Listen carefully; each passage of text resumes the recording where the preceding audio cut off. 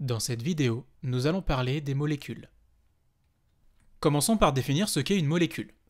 Eh bien, une molécule, c'est une particule microscopique qui va être composée de deux atomes au minimum qui vont être liés entre eux.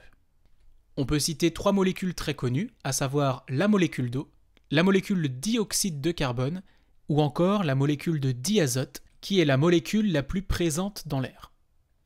Puisqu'une molécule est composée d'atomes, nous allons faire un bref rappel sur le symbole de quelques atomes.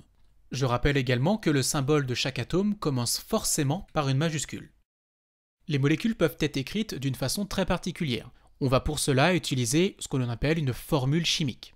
Et la formule chimique, elle, va nous apporter plein d'informations concernant la composition de la molécule. On va pouvoir préciser le type et le nombre d'atomes qui la composent.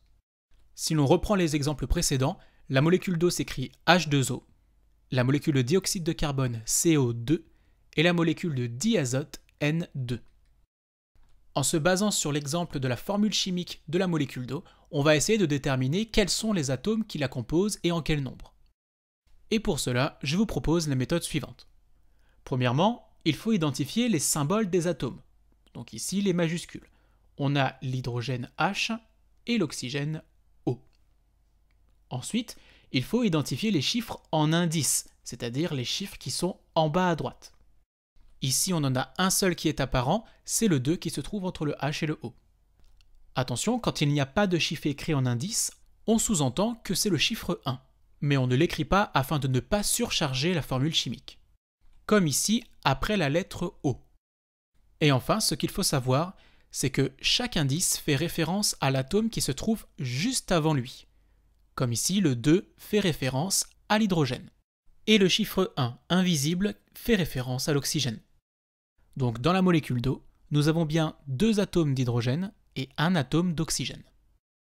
Maintenant que nous avons vu ce qu'est une formule chimique et quelles sont les informations que l'on peut en tirer, on va voir que l'on peut représenter les molécules à l'aide de la modélisation moléculaire. On rappelle que les atomes usuels sont représentés par des sphères colorées. Et c'est à l'aide de ces sphères que vous allez devoir représenter certaines molécules à l'aide des modèles moléculaires.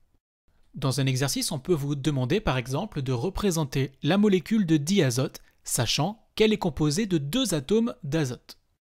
Alors, puisque vous avez appris votre cours, vous savez que l'azote est modélisé par une sphère de couleur bleue, mais vous hésitez entre deux représentations. À gauche, nous avons deux atomes d'azote qui sont seuls, ce qui peut s'écrire 2 fois N, N étant le symbole de l'azote. Alors qu'à droite, nous avons deux atomes d'azote qui sont liés entre eux. Et là, nous sommes tout à fait en accord avec la définition de ce qu'est une molécule. D'ailleurs, la formule chimique de la molécule de diazote est N2. Ce qu'il faut garder à l'esprit, c'est que la modélisation moléculaire permet de représenter plus simplement une molécule à l'aide des différentes sphères colorées à condition qu'elles soient liées entre elles. Voici ce qu'il faut retenir de cette vidéo. Il faut connaître la notion de molécule. Il faut savoir identifier le type et le nombre d'atomes qui sont présents dans une molécule à partir de sa formule chimique ou bien de son modèle moléculaire. Il faut savoir écrire la formule chimique d'une molécule à partir de sa composition atomique ou de son modèle moléculaire.